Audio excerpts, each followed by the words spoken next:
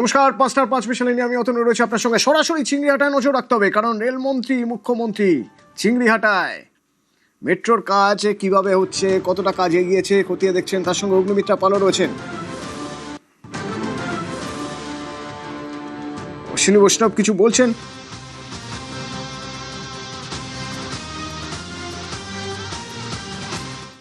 Kolkata metro, Kolkata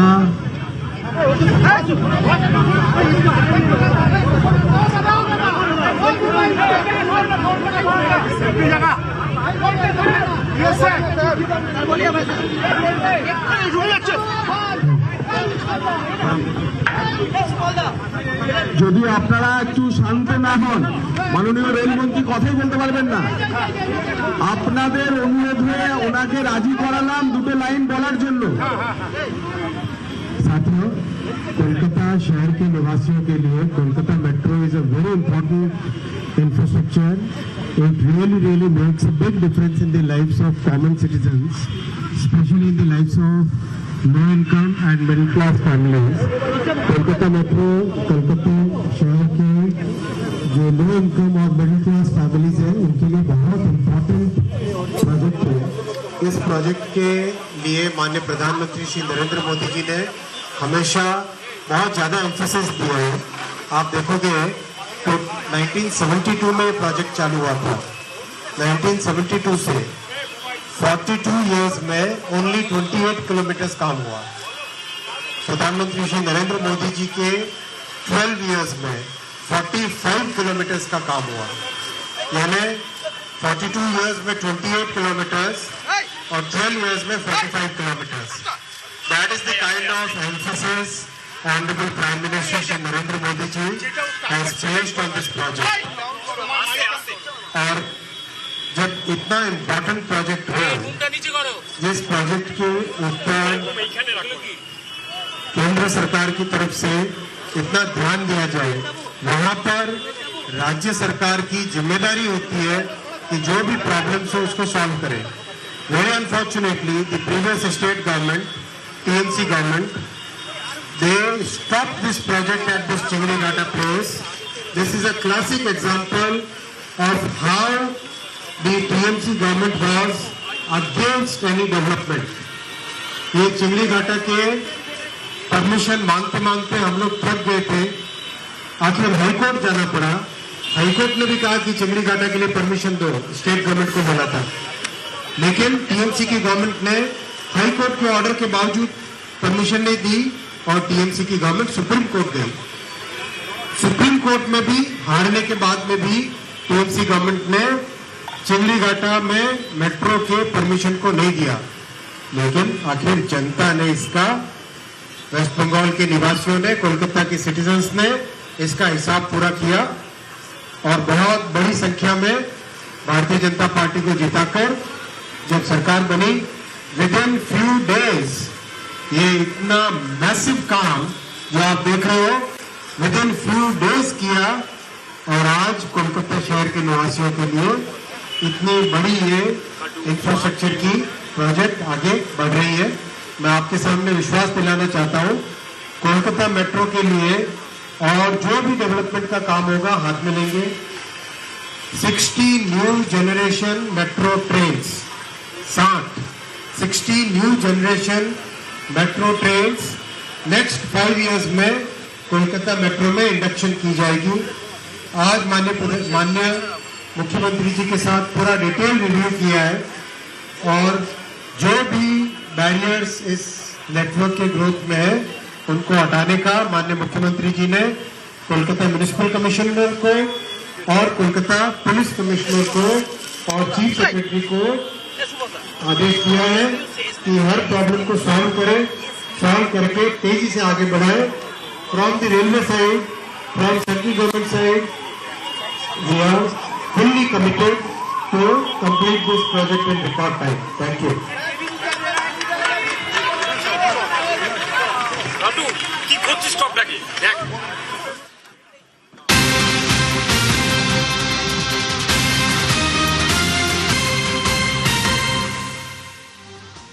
সরাসরি চিংড়িহাটার ছবি দেখছিলেন আপনারা, যে চিংড়িহাটা নিয়ে এই যে স্বপ্নের প্রজেক্ট বারবার রেল মন্ত্রকের তরফে বারবার বলা হয়েছে যে আমাদের কাজ করতে দিন। তারা কাজ করতে চেয়েছেন এবং কাজ আরো মারাত্মক গতিতে এগোবে, তার সবচেয়ে বড় প্রমাণ বোধহয় আজ যখন দেখা গেল যে একটা রাজ্যে রেলমন্ত্রীর সঙ্গে রেল বোর্ড, পুরো বোর্ড চলে এলো। এসব নিয়ে কথা বলবো। আমার সঙ্গে আবির রয়েছে সরাসরি, আমার সঙ্গে সোমরাজ রয়েছে, দেবাশিস আছে এবং আমার সঙ্গে কৌশিক আছে নিউজ রুম থেকে। প্রথমে আবিরের সঙ্গে কথা বলবো। আবির, এটাই তো একটা অত্যন্ত গুরুত্বপূর্ণ জায়গা, এটাই বোধহয় কোথাও একটা বার্তা দেওয়া যে কতটা এগোতে চাইছে, কতটা দ্রুত গতিতে কাজ করতে চাইছে, যে একটা রেল বোর্ড, পুরো রেল বোর্ড রেলমন্ত্রীর সঙ্গে একটা রাজ্যে চলে এসেছে।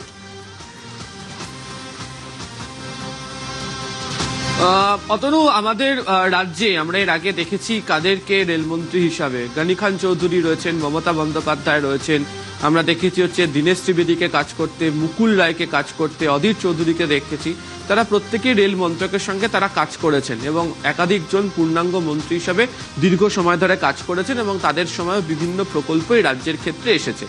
তো রেলের যারা আধিকারিকরা রয়েছেন তাদের মধ্যে একটা প্রশ্ন উঠতে শুরু করে যে গত প্রায় তাদের বক্তব্য যে 10 বছরেরও বেশি সময়, 12-14 বছরের কথাও তারা বলেন, যে যেখানে যে প্রকল্প একটা সময় রেল দ্রুত শেষ করতে চেয়েছিল সেই প্রকল্পগুলোর কাজ পশ্চিমবঙ্গে বারবার ধরে থমকে যায় এবং এই থমকে যাওয়া রেল প্রকল্পগুলোর কাজের উদাহরণ দিতে গিয়ে তারা বলেন যে জমি সমস্যা, রাজ্যের কাছে সাহায্য চেয়েও সাহায্য না পাওয়া, চূড়ান্ত অসহযোগিতার অভিযোগ তারা বারবার ধরে তুলতে শুরু করেন। ঠিক দেখো, রেল মন্ত্রকের ক্ষেত্রে কোথাও কোন ধরনের প্রকল্প নেওয়া হবে, কি কাজ করা হবে, তার যাবতীয় সিদ্ধান্ত গ্রহণ করার ক্ষেত্রে রেল বোর্ডের অত্যন্ত ভূমিকা থাকে এবং কাজের অগ্রগতি কি হবে তার গোটাটাই রেল বোর্ডের যারা বিভিন্ন ক্ষেত্রের দ্বারা যারা দায়িত্বে থাকেন তারা সেই গোটা বিষয়টি পরিচালনা করেন। এবং আমাদের মতো একটি রাজ্য যেখানে আমরা দেখেছি যে পূর্ব, দক্ষিণ পূর্ব, উত্তর পূর্ব এবং মেট্রো 4টে জোন রয়েছে এবং তাদের তরফ থেকেও নির্দিষ্ট জায়গা ভিত্তিক কাজও করা হয়। ফলে এই যে এত প্রকল্প, আমাদের রাজ্যের এমনিতেই স্ট্র্যাটেজিক্যালি যে অবস্থান তা অত্যন্ত গুরুত্ব, ফলে এই বিভিন্ন প্রকল্পগুলোর কাজ শেষ করার ক্ষেত্রে অত্যন্ত গতিশীলতার প্রয়োজন ছিল। সেই গতিশীলতাটা বারবার ধরে আটকে গিয়েছিল এবং আজকে সকালবেলা থেকে যখন অশ্বিনী বৈষ্ণব তিনি যখন কলকাতা এয়ারপোর্টে আসেন এবং তারপর এখনো পর্যন্ত চিংড়িঘাটা পর্যন্ত তিনি যে কতই জায়গায় পরিদর্শন করলেন, বৈঠক করলেন, প্রত্যেকটা জায়গাতে শুধুমাত্র বার্তা রেলমন্ত্রী হিসাবে দিয়ে রাখলেন এমনটা নয়, তিনি আজকে অফিসারদেরকে দিয়ে এটাও বলিয়ে নিয়েছেন যে এখন আর কাজ হচ্ছে না, হবে না, এই সময়টা বলার মতো জায়গা নেই। আগামী 2 থেকে 3 বছরের মধ্যে আপনাদেরকে সব কাজ শেষ করতে হবে। ফলে সব মিলিয়ে গতিশীলতা। আমি একটা মানে বড় ঘোষণা, আজ একটা বড় ঘোষণা আমরা দেখলাম, 1 লক্ষ কোটি টাকা। এই 1 লক্ষ কোটি টাকার কাজ হবে এখানে, ঘোষণা করছেন। একবার শুনবো সেই ঘোষণা, আগে শুনবো, তারপর তোমার সঙ্গে আবার কথা বলবো। আজকে আপনাদের খুব খুশির খবর যে আমাদের এই মিটিং এর যে আউটকাম হবে তাতে পশ্চিমবঙ্গে রেল সেক্টরে 1 লক্ষ কোটি টাকার বেশি কাজ হবে। ऑनरेबल एमआर माननीय अश्विनी वैष्णव जी मुझे कमिट किया है, ये पूरा रुपया रेडी है, 1 लाख करोड़ रुपया हम लोग तुरंत ये काम करूंगा। এতে 102টি নতুন আমাদের অমৃত ভারত স্টেশন মডার্নাইজেশন হবে, আধুনিক মানের হবে এবং 538টা ফ্লাইওভার এবং আন্ডারপাসেস হবে। এত টাকার প্রজেক্ট, আবির, কি কি হওয়ার পরিকল্পনা আছে, কি কি হবে? অতএব এটা এর একটা অঙ্ক রয়েছে, মানে একটাকে সাজানোর মতো বিষয় বারবার রেলের তরফ থেকে করা হয়েছিল। আমাদের রাজ্যের ক্ষেত্রে কতগুলো বিষয় খুব গুরুত্বপূর্ণ। প্রথমত হচ্ছে আমাদের রাজ্যের যে ধরনের ভৌগোলিক অবস্থান, তাতে আমাদের রাজ্যের শিল্প সম্ভাবনার একটা প্রভূত উজ্জ্বলতা রয়েছে এবং তাকে কেন্দ্র করে তুমি জানো গত কয়েকদিন ধরে শিল্পক্ষেত্রেও সেই যারা বিনিয়োগ করতে চান তাদেরকে টেনে নিয়ে আসার চেষ্টা করা হচ্ছে। তো এই বিনিয়োগ টানার ক্ষেত্রে পরিকাঠামো তো অত্যন্ত গুরুত্বপূর্ণ হবে, আর সেই পরিকাঠামো উন্নয়নের ক্ষেত্রে রেল অত্যন্ত গুরুত্বপূর্ণ ভূমিকা নিতে পারে। ফলে যে জায়গাগুলোতে যে ফ্রেট করিডর হওয়ার কথা রয়েছে, বিশেষত ডানকুনি থেকে সুরাত পর্যন্ত যেটি হবে সেখানেই তো একাধিক ইন্ডাস্ট্রিকে টেনে নিয়ে আসবে। রেল লাইনের আশেপাশের যে জমি রয়েছে তার মধ্যে দিয়ে বিনিয়োগ হবে। দ্বিতীয়ত হচ্ছে 102খানা তুমি জানো যে এবিএস অর্থাৎ অমৃত ভারত স্টেশন তৈরি করা হবে। সেই স্টেশন এয়ারপোর্টের মতো দেখতে, লাউঞ্জ সেখানে হবে।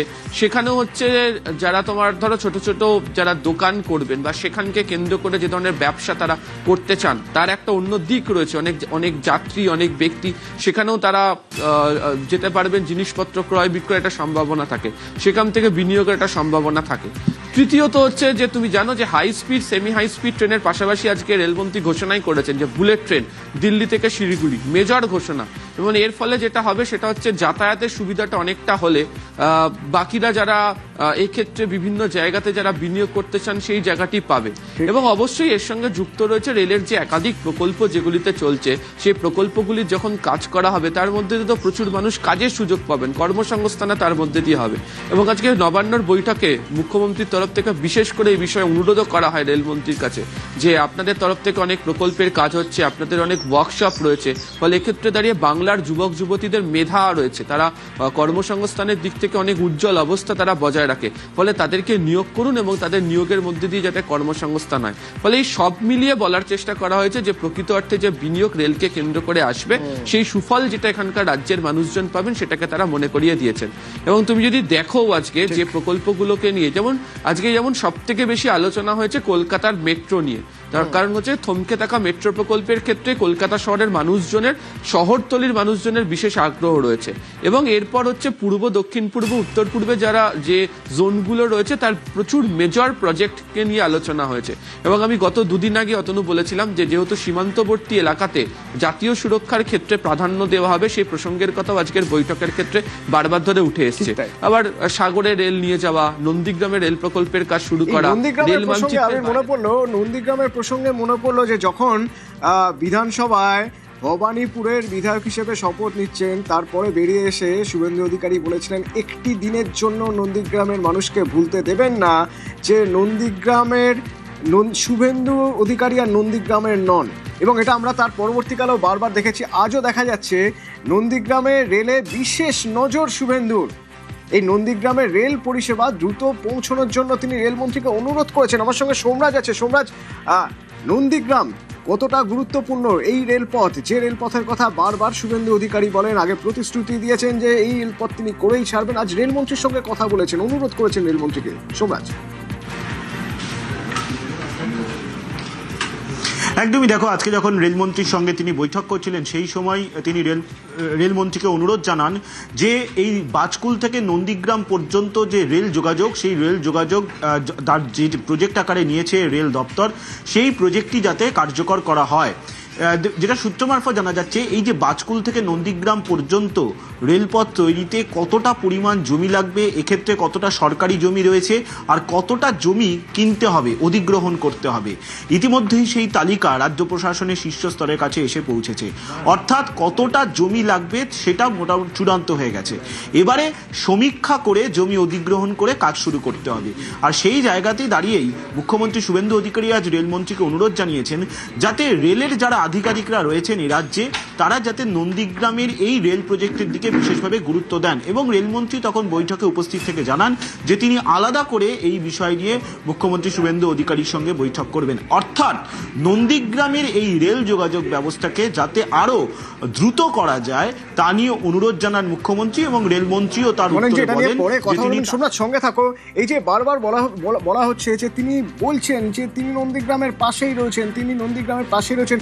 একটা পুরনো বাইট শোনাবো আপনাদের যেখানে তিনি বারবার বলছেন যে রেল তো নন্দীগ্রামে আসবে এবং নন্দীগ্রামে যা যা প্রয়োজন তার জন্য সবসময় শুভেন্দু অধিকারীকে পাওয়া যাবে। শুনুন।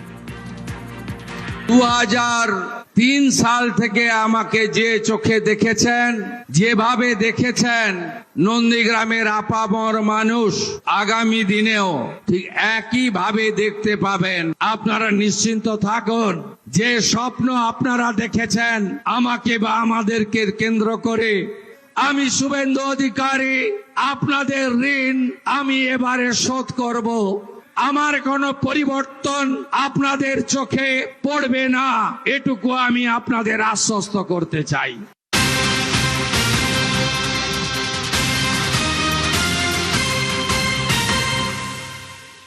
এবং এবং সোমরাজ, আমরা দেখেছি যে থমকে থাকা 61টা রেল প্রকল্পে এবার গ্রিন সিগন্যাল পড়লো। কোন কোন প্রজেক্ট জমি জটে আটকে গিয়েছিল, আর ঠিক কোন কোন জায়গায় সমস্যা হয়েছিল, জমি অধিগ্রহণের সমস্যা হয়েছিল, কিভাবে সেই কাজ, একটা রেডলাইন দেওয়া হয়েছে কিভাবে সেই কাজ এগোবে 1 মাসের মধ্যে? দেখো, 7 থেকে 8টি জেলায় বিভিন্ন রেল প্রকল্প বিভিন্ন সময় ঘোষণা করা হয়েছে, কিন্তু সেই রেল প্রকল্পগুলি বাস্তবায়ন করা যায়নি। তার একটাই সমস্যা দাঁড়িয়েছে, সেটা হচ্ছে জমি অধিগ্রহণ এবং জমি হস্তান্তর।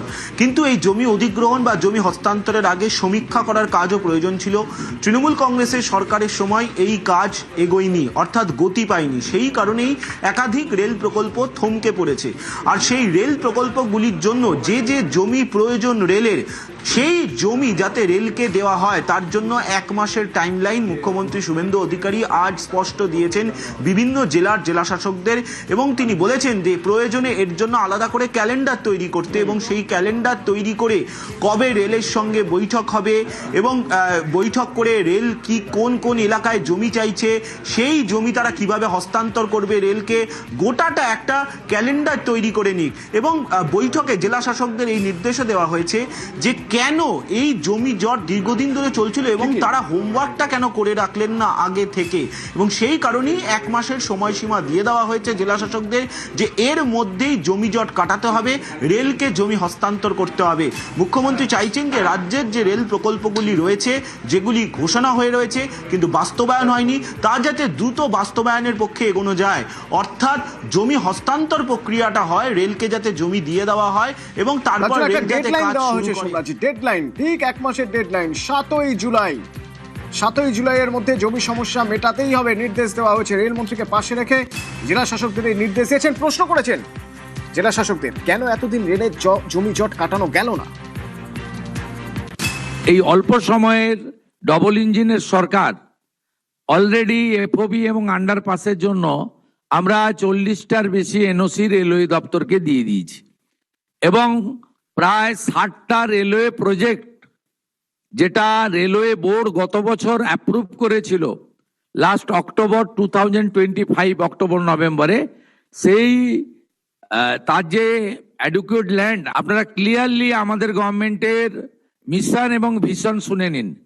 আমরা যেমন আমাদের বর্ডার প্রোটেকশন দেওয়ার জন্য বিএসএফ কে ল্যান্ড হ্যান্ডওভার করছি, ঠিক একইভাবে রেলওয়ে নেটওয়ার্ককে গোটা পশ্চিমবঙ্গে পৌঁছে দেওয়ার জন্য মাননীয় রেলমন্ত্রী অশ্বিনী বৈষ্ণবজির যে বিশেষ মিশন এবং রেলওয়ে বোর্ড যে প্রজেক্টগুলো অ্যাপ্রুভ করেছে, অ্যাপ্রক্স 61, এর মধ্যে একদম north Bengal to south Bengal সব এলাকা আছে। আমাদের জঙ্গলমহলের ইম্পর্টেন্ট প্রজেক্টগুলো রয়েছে, এবং আমার যে আর্লিয়ার অ্যাসেম্বলি কনস্টিটিউয়েন্সি ছিল সেখানে নন্দীগ্রাম প্রজেক্টেরও 6 একর জমি ওনার প্রয়োজন ছিল, সেটাও ছিল, এবং আমাদের মেট্রো এক্সপেনশনের জন্য তারও প্রজেক্টগুলো ছিল যা রেলওয়ে বোর্ড স্যাংশন করেছে। আমরা দেখেছি হাওড়া পুরসভা এলাকায় কিভাবে জল জমে, নিকাশির সমস্যা কত বড় সমস্যা আমরা দেখেছি কিভাবে বৃষ্টি হলে রেলের ট্রাকে জল ঢুকে যায়। এই সমস্যার সমাধান এবার হবে, কিন্তু এই সমস্যা হচ্ছিল কেন এতদিন ধরে, সমাধান কিভাবে হবে? দেবাশিস আছে সরাসরি হাওড়া থেকে আমার সঙ্গে। দেবাশিস, দেখো, আমরা দীর্ঘ কয়েক বছর ধরে দেখে গেছি যে জমা জলের যে সমস্যা সেটা কিন্তু দিনের পর দিন বেড়ে চলছে, এবং যখনই পুরসভা এলাকায় এই জমা জল জমত তখনই পুরসভা কিন্তু দায় চার দিত, অর্থাৎ রেলের তরফ থেকে, অর্থাৎ রেল তাদের জমি পরিষ্কার করতে দিচ্ছে না, রেল তাদের কাজ করছে না, রেলের ট্র্যাকের উপর দিয়ে সেখান থেকে জল নিচ দিয়ে চলে আসছে, বিভিন্ন অভিযোগ পাওয়া যেত। কিন্তু রেলের তরফ থেকে বারবার করে বলা হতো যে পুরসভা এলাকায় যে এলাকাগুলো রয়েছে যেখান দিয়ে পাইপলাইনের কাজ ছিল সেই পাইপলাইনের কাজ রেলকে করতে দেওয়া হয়নি। রেল বারবার করে আবেদন করা হয়েছিল পুরসভাকে, সেখানে রেল পুরসভা তাগুলোকে পরিষ্কার করেনি। সেই পরিষ্কার না করার কারণে সেখানে নব্যতা অনেকটা কমে গেছিল। সেই সব সবচেয়ে বড় বিষয় হচ্ছে রানীঝিল। রানীঝিল অর্থাৎ বামনগাছি 6 নম্বর ওয়ার্ড যে রয়েছে, 7 নম্বর ওয়ার্ড, উল্টো দিকে 6 নম্বর ওয়ার্ড রয়েছে মৈনাকপাড়া, তার মাঝখান দিয়ে চলে গেছে রেল লাইন, ইস্টার্ন রেলের লাইন, সেখান দিয়ে একাধিক কারশেড রয়েছে রেলের, সেই কারশেড গুলিতে পর্যন্ত জল জমে যেত। তার কারণ পুরসভার তরফ থেকে কিন্তু অভিযোগ করা হতো রেল কাজ করতে দিচ্ছে না, অন্যদিকে রেলের তরফ থেকে বলা হতো বারবার করে পুরসভাকে জানানো পুরসভা তার এলাকায় যে পাম্পিং স্টেশনগুলোকে বসিয়ে কাজ করানো, সেই কাজগুলো করছিল না। ফলে একেবারে কিন্তু এবার এই কাজ হবে, এবার এই কাজ হবে, এই এই সমন্বয় হবে, এবার সমন্বয় হবে, এবার এই কাজ হবে। মুখ্যমন্ত্রী কি বলছেন শুনুন। कोलकाता और हावड़ा में स्टोरेज सिस्टम के लिए थोड़ा रेल और मेट्रो रेल का साथ एक अच्छा कोऑर्डिनेशन हो जाना चाहिए। हमारी एचएमसी और कलकत्ता कॉरपोरेशन इसके ऊपर भी थोड़ा आपका इंस्ट्रक्शन आधिकारिक के ऊपर हो जाए तो अच्छा है। बंगाल में रेलवे रिलेटेड कुछ हमारी इंडस्ट्री और कुछ हमारी वर्कशॉप जो हमारी कांचड़ापाड़ा खड़गपुर में भी आपका रेलवे वर्कशॉप है, उसका एक्सपेंशन यहाँ रेलवे रिलेटेड कुछ इंडस्ट्री यहाँ बंगाल में जरूरी है। बंगाल में 2 करोड़ से ज्यादा एडुकेटेड यूथ है, उनको नौकरी भी नहीं मिल रहा है, और 1 करोड़ के आसपास हमारे माइग्रेंट लेबर बाहर चला गया। इसलिए बंगाल में इसके ऊपर भी आपका कुछ ध्यान होगा तो अच्छा है। आप बाकी आईटी सेक्टर को लेकर भी आपका थोड़ा बंगाल को देखना चाहिए, यही मेरा गुंजाइश था आपके ऊपर। এই সমস্যা যে কি মারাত্মক সমস্যা হাওড়ার মানুষ হাড়ে হাড়ে জানেন, শুনুন। প্ল্যানই নেই যে কিভাবে জলটা করবো। এই 15 বছর কি করে কিছু করেছে, জলের কোনো প্ল্যান নেই। আগামী দিন বামপন্থী সরকারও একই জিনিস করেছে, সব অর্ধেক কাজ করে রেখে দিয়েছে, পুরো কাজই করে নেয়। কাজ অর্ধেক কাজ। এইটা এই ড্রেনটা বলছি গোটা শালিকিয়ার জল, মানে ধরুন ধর্মতলা, পারিজাত সিনেমা, ব্যানার্স রোড, টোটাল জলটা এই জায়গা দিয়ে যাবে। এই জায়গায় এখন পুরো ড্রেসিংই করে নেয়। এখন তো আমাদের সুযোগ এসছে একটা জল থেকে বাঁচবার জন্য, বাঁচবার সুযোগ একটা বিরাট এসছে।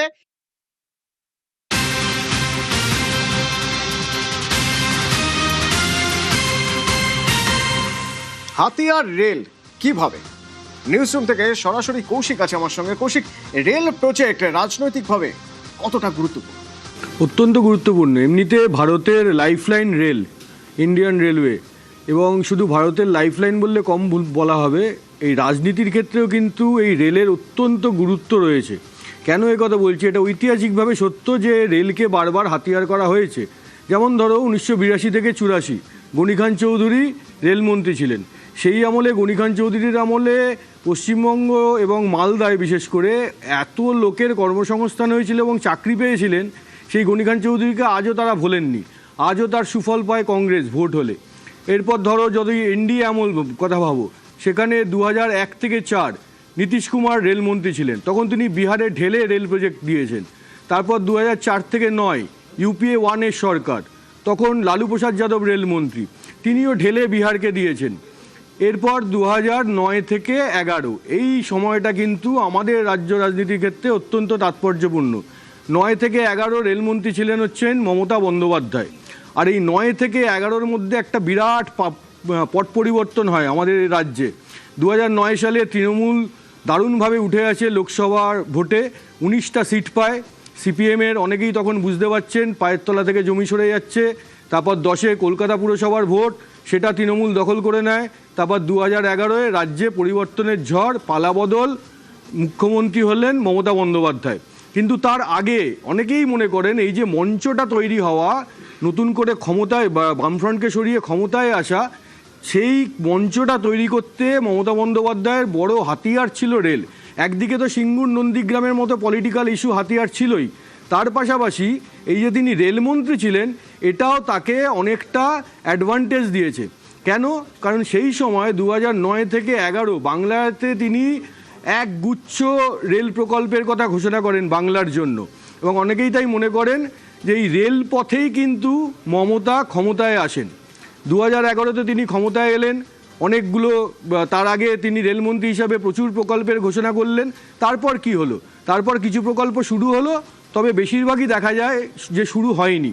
তারপর 2014 সালে নরেন্দ্র মোদী প্রধানমন্ত্রী হলেন। তৃণমূলের সঙ্গে বিজেপির সংঘাত, কেন্দ্রের সঙ্গে রাজ্যের সংঘাত দিনে দিনে চরমে উঠল। যেটা বারবার অভিযোগ উঠেছে যে মমতা বন্দ্যোপাধ্যায় আর বিজেপি, কেন্দ্রের বিজেপি সরকার আর এখানে মমতা বন্দ্যোপাধ্যায়ের সরকার, এই সংঘাতের ফলে এই রেল প্রকল্পগুলো আরও গতি হারিয়েছে।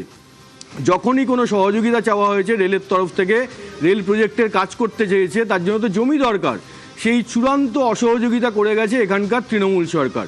যেটা এই কিছুক্ষণ আগেও আমরা দেখলাম যে যার সাম্প্রতিকতম নিদর্শন হচ্ছে চিংড়িঘাটার একটা মেট্রো প্রজেক্ট, যেই প্রজেক্টের ছোট্ট একটা অংশের কাজ বাকি ছিল। তার জন্য সব রকমভাবে প্রস্তুত ছিল মেট্রো।